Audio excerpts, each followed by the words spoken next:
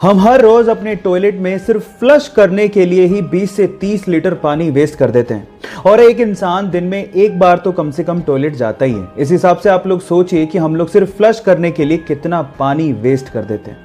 और इसी बात को जापानीज लोगों ने समझा और एक माइंड ब्लोइंग इनोवेशन कर डाला। उन्होंने अपने टॉयलेट के फ्लश के ऊपर ही इनबिल्ड अपने हाथ धोने के सिंक को लगा दिया। अब इसे होता कुछ यूं है कि वो जिस सिंक में हाथ धोते हैं वही पानी टॉयलेट के फ्लश के टैंक में स्टोर हो जाता है और उसके बाद उसी पानी को वो लोग टॉयलेट को फ्लश करने में इस्तेमाल भी करते हैं। कैसा लगा आप लोगों को ये माइंड ब्लोइंग आइडिया, और क्या आप भी चाहते हैं कि इंडिया में ऐसा इनोवेशन इस्तेमाल होना चाहिए? चैट सेक्शन में लिखना मत भूलिएगा।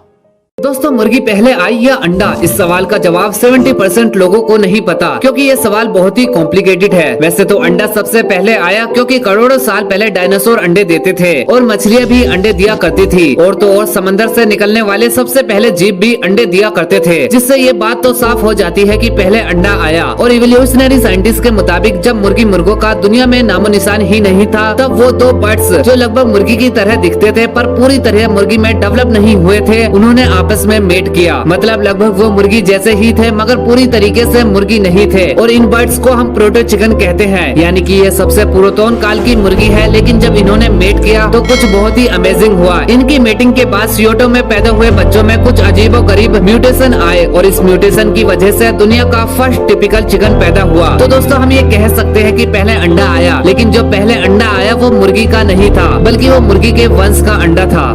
पता है, कई लोग सोचते हैं यार बीमारियां सिर्फ फिजिकल होती हैं। गलत बात है, रॉन्ग। अगर आप सोचो कैंसर, हार्ट अटैक, ये सब बीमारियां हैं, आपका कोई पार्ट खराब हो गया, ये सब बीमारियां होती हैं, सब फिजिकल बीमारियां होती हैं। मेंटल बीमारियां भी होती हैं। मेंटल प्रेशर यहाँ पर होता है, प्रेशर कुकर की तरह वो फटने लगता है। और उसका जब आपका कभी ब्रेकअप होता है तो यहाँ पर वो प्रेशर बहुत ज्यादा होता है, रात रात नींद नहीं आती, वो छोड़ के चलेगी उसकी याद में, उसे बाहर निकलना पड़ेगा आपको, नहीं तो वो खा जाएगी आपको वो बीमारी आपको खा जाएगी। और उसे बाहर निकलने का पहला तरीका, इमोशनल सारी चीजों से बाहर निकलो। नंबर दो आपको क्या करना है?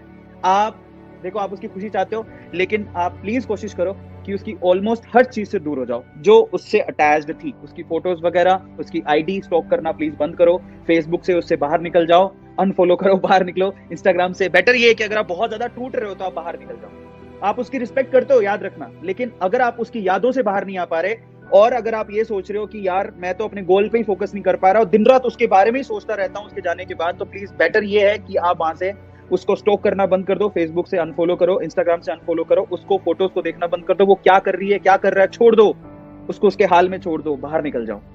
और उसके बाद आपको क्या करना है? अपनी हॉबीज को फॉलो करो। आपको क्या अच्छा लगता है? गाना गाना अच्छा लगता है, ओके, आप गाना गाना अच्छा लगता है, या गाने सुनने अच्छा लगता है, डांस करना अच्छा लगता है, बुक रीडिंग अच्छी लगती है, क्या अच्छा लगता है? उस हॉबी को फॉलो करना शुरू करो जिस वक्त आपको उसकी याद आती है, ठीक है? और सबसे इंपॉर्टेंट चीज आपको करनी है वो क्या? आपको अपने लिए, और मैं आपको बताऊं, मेरे साथ बहुत बार ऐसा होता है, इट्स नॉट अबाउट मेरा दिल टूट गया तभी मैं गया हूं, लेकिन मैं जब ना करियर वाइज भी कभी कोई प्रॉब्लम आती है या फिर किसी भी तरह की, मेरी लाइफ में बहुत बार ऐसा कुछ हुआ है, बहुत बड़ी प्रॉब्लम्स आती है। It's not about a girl, बहुत बार करियर से रिलेटेड भी प्रॉब्लम्स आती है, जो हम सोचते हैं, अपने आप पे शक करने लगते हैं कि मैं किसी लायक भी हूं कि नहीं हूं। इन दैट केस है ना, मैं आपको बताऊं, आज कोरोना सिचुएशन में तो हम जिमिंग नहीं कर सकते, लेकिन मैंने हमेशा ऐसा किया है कि मैंने उस टाइम पे हमेशा जिम ज्वाइन किया है। अभी तो कोरोना सिचुएशन है, पता नहीं जिम वगैरह सब बंद है, घर पे आप एक्सरसाइज कर सकते हो, लेकिन मैंने बहुत बार अपनी बॉडी में ट्रांसफॉर्मेशन किए हैं। मैंने जिम करके टोन बॉडी बनाई है, जिससे बहुत कॉन्फिडेंस आता है और अपने आप पे बिलीव आने लगता है कि यार मैं अकेला ही काफी हूँ, यार मैं अकेला काफी हूँ। इसलिए ना अपनी हॉबीज को फॉलो करो। और ये जो जिमिंग एंड ऑल होता है, लोग सोचते हैं कि क्या ये सिर्फ लड़के ही करते हैं, लड़कियां भी जिमिंग करती हैं। अपने आप में कॉन्फिडेंस लेके आओ, नई स्किल्स डेवलप करो, भूल जाओगे सब कुछ जब आप अपनी नई स्किल्स डेवलप करोगे। कम्युनिकेशन स्किल्स, अगर आपको इंग्लिश बोलनी नहीं आती सपोज, तो आप इंग्लिश बोलना सीखो। आप इंग्लिश में अगर आप फ्लुएंट हो जाते हो, आपका एक सपना पूरा होगा। आप अपने आप को स्किल्ड होते देखोगे ना, तो आपकी जो यादें हैं, जो जिसके दुखड़े में आप लोग रो रहे थे, उससे बाहर निकल जाओगे आप।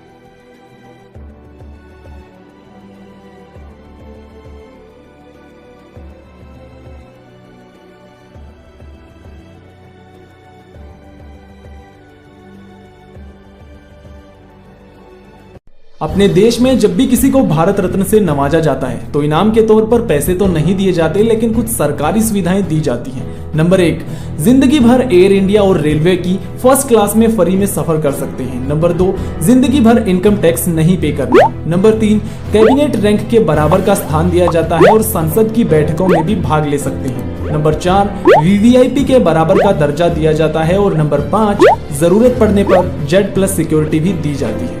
गाइस, भारत में अब तक 1954 से लेकर साल 2021 तक कुल 48 लोगों को भारत रत्न मिल चुका है, जिसमें Indira Gandhi, Mother Teresa, APJ Abdul Kalam, Sachin Tendulkar और कई सारी बड़ी बड़ी हस्तियां शामिल हैं। ऐसी इन्फॉर्मेटिव वीडियो। मेरे प्यारे दोस्तों, अगर वीडियो आपको थोड़ा भी अच्छा लगा होगा तो एक लाइक करना और वीडियो को ज्यादा से ज्यादा शेयर भी करें और मेरे चैनल को सब्सक्राइब करके बेल आइकन को जरूर दबाएं। मिलता हूँ